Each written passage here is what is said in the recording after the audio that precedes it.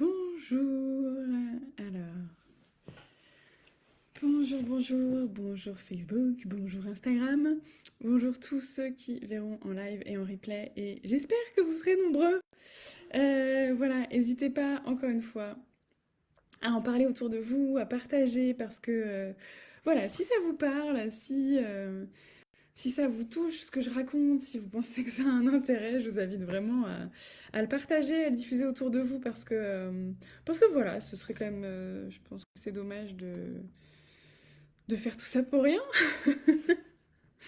Voilà, d'ailleurs, ouais, je vais vous faire un petit challenge. Si aujourd'hui, tu regardes ce live et que tu penses que ça t'apporte, tu penses que ça a de l'intérêt, je t'invite à en parler, ne serait-ce qu'à une personne dans ton entourage, ne serait-ce qu'à une personne pour voilà, savoir si ça l'intéresserait, si ça lui ferait du bien, si ça lui apporterait quelque chose.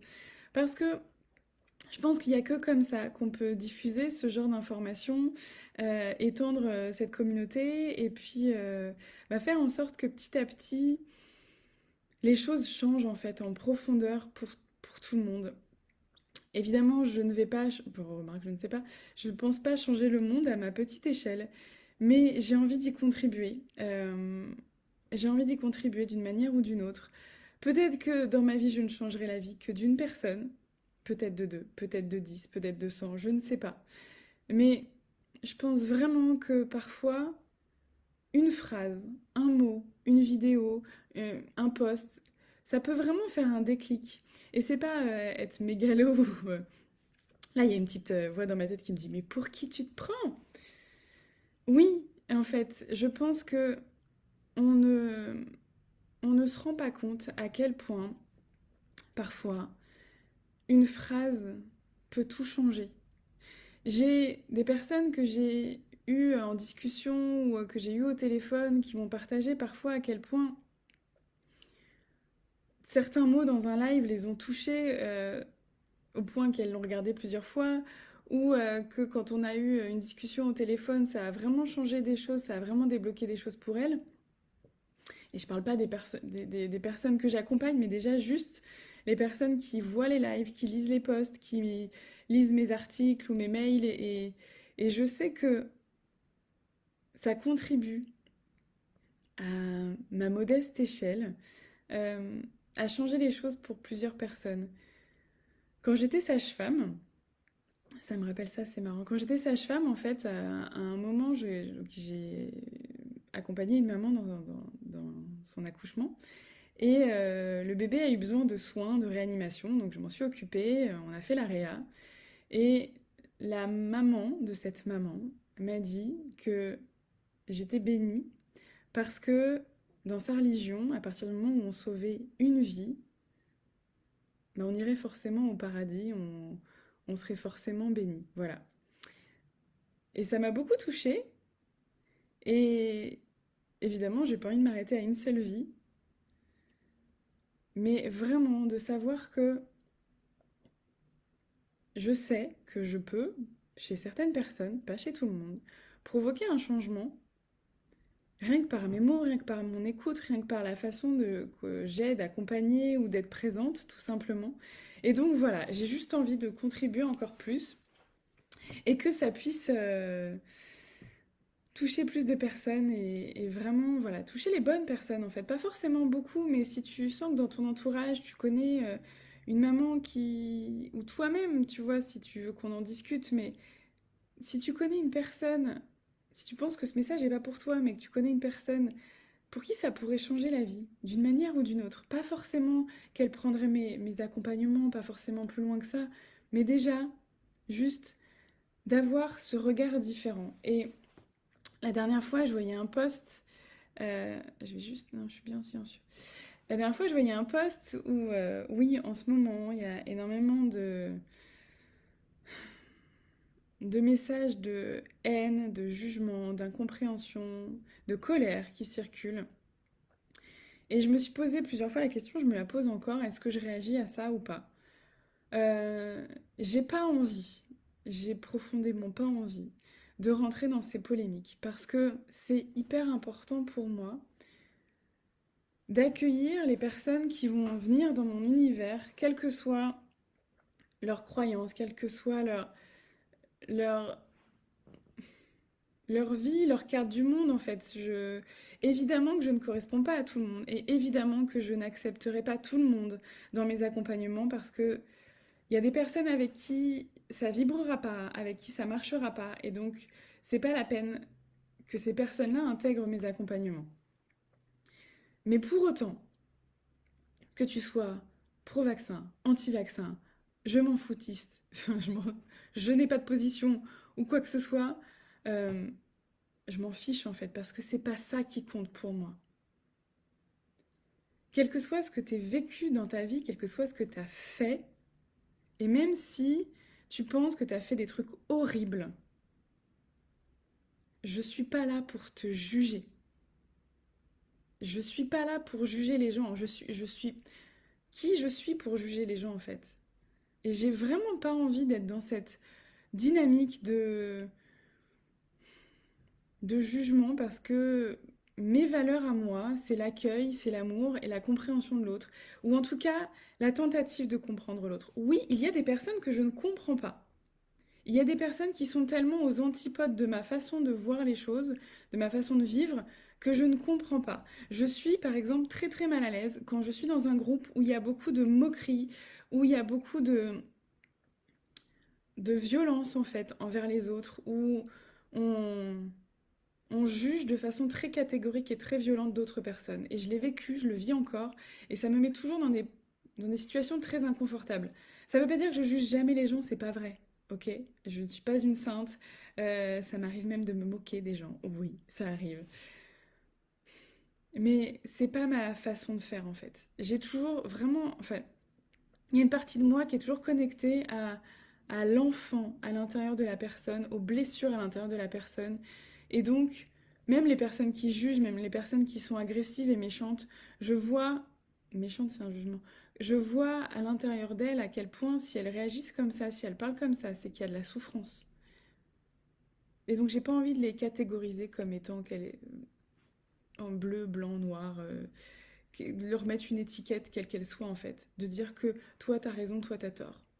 Il y a des personnes qui ne sont pas d'accord avec moi et ça m'empêche pas d'interagir avec elles, ni même de les aimer. Évidemment que sur des valeurs très importantes, ce sera plus compliqué. Mais pour moi, c'est important d'essayer de se mettre à la place des autres et d'essayer de les comprendre. Et c'est marrant parce que du coup, ça va faire une bonne transition sur le sujet que j'avais envie d'aborder aujourd'hui. Parce que c'est ce qu'on a vu en coaching ce matin avec une de mes clientes et c'est tellement, tellement, tellement, tellement, tellement important. Tout ce qu'on se fait vivre, tout ce qu'on s'impose, tout ce qu'on s'empêche de vivre aussi parfois, tout ce dont on se prive, parce que on continue de correspondre, d'intégrer, de vivre avec les croyances des autres, avec les valeurs des autres, parfois à suivre les rêves des autres, à suivre les profondes ambitions des autres. On... Ah là là, je suis pas en silencieux là. Mon téléphone qui m'agace.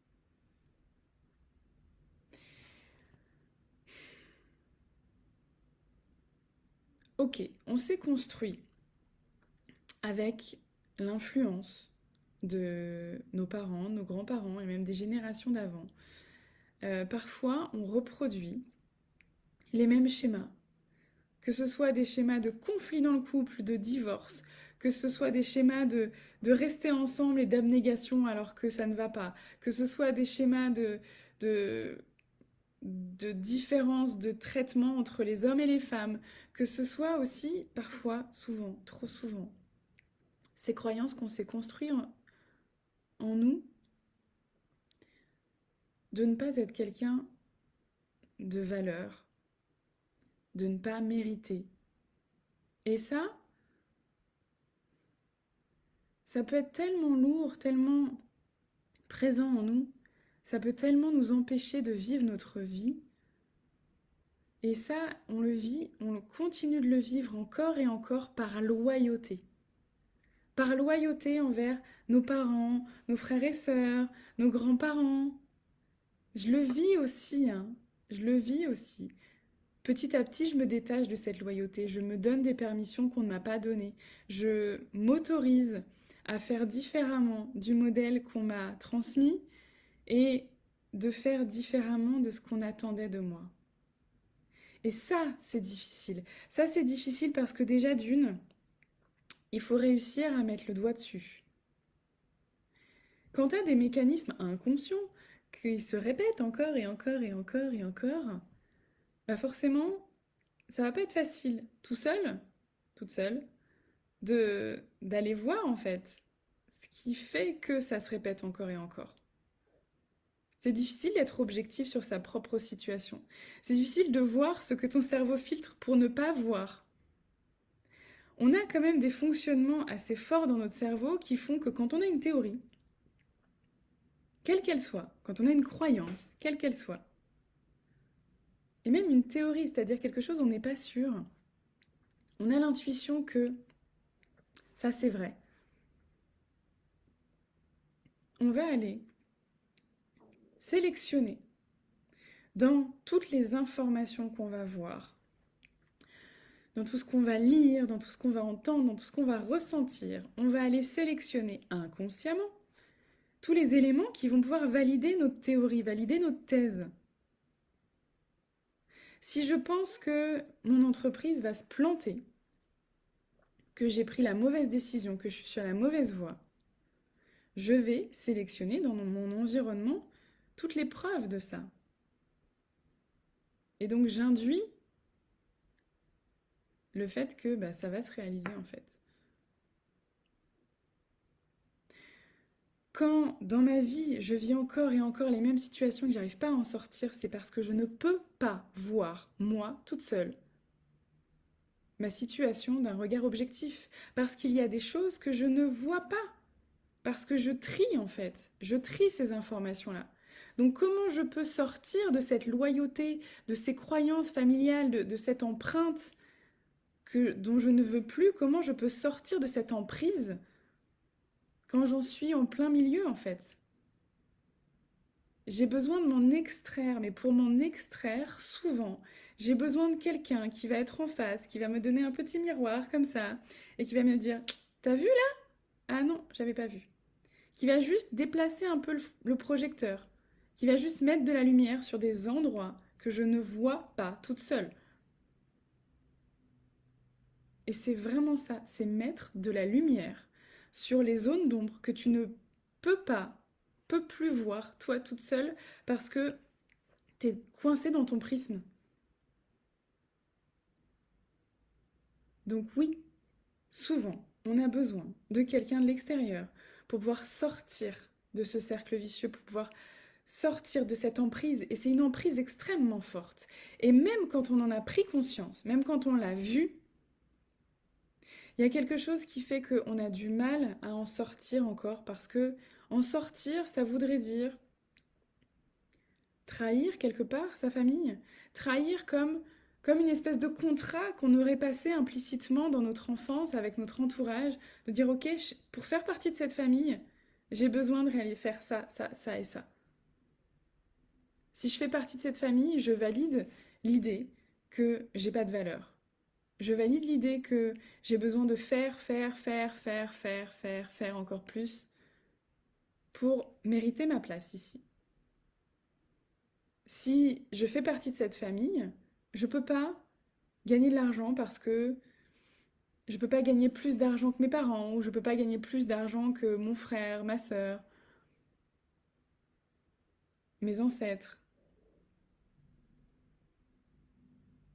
Il y a tout ça qui s'imbrique en fait et qui nous emprisonne là-dedans et qui nous empêche d'aller vraiment vers nos projets. Et parfois on le sent que il y a quelque chose, c'est pas loin, on y est, mais on est comme bloqué en fait. Mais pour enlever ces blocages, il y a tout un travail à effectuer, déjà de prise de conscience et ensuite de comment on va pouvoir aller se donner soi-même cette valeur, ces permissions, cette reconnaissance. Et oui, quand on le fait avec quelqu'un et que cette personne-là nous fait vivre autre chose, quand tu fais un coaching avec quelqu'un qui te regarde avec de l'amour, de la confiance, qui croit profondément et sincèrement en toi, qui sait que tu peux y arriver, qui sait que tu as tout ce qu'il te faut en toi, c'est plus facile. C'est plus facile que de te regarder juste toi face à ton miroir et de te dire ok, ok, je te regarde, je te donne de la valeur, c'est bon. Ah non, ça marche pas. Ça passe aussi par ça. Ça passe aussi par se donner à soi de la valeur. Mais ça se fait beaucoup dans la relation.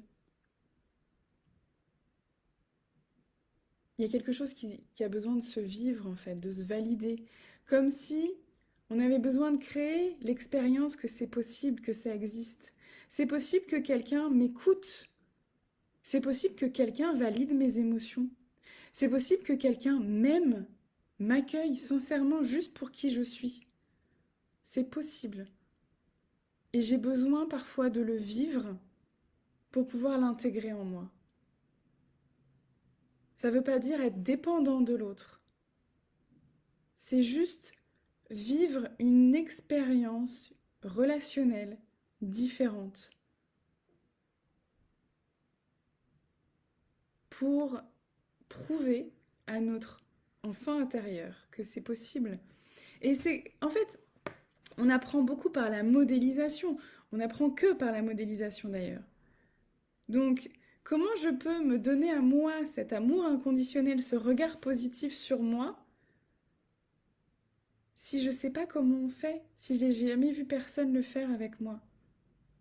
J'ai jamais vu personne me regarder avec profondément d'amour, j'ai jamais vu personne croire en moi, j'ai jamais senti ce regard sur moi. Donc je sais pas comment faire, j'ai pas le mode d'emploi. Donc oui, parfois, on a besoin de le vivre avec quelqu'un pendant un temps pour ensuite pouvoir l'intégrer en soi et se le donner à soi-même. Et se détacher de cette loyauté envers notre famille, envers toutes nos croyances, envers toutes ces valeurs, ça parle aussi de comment on va arrêter de prendre en charge l'autre. J'ai confiance en moi, j'ai confiance dans le fait que je suis aimable, juste pour qui je suis, et que je n'ai pas besoin de répondre aux attentes des autres pour qu'on m'aime. J'ai le droit d'être moi et d'être aimée pour qui je suis moi.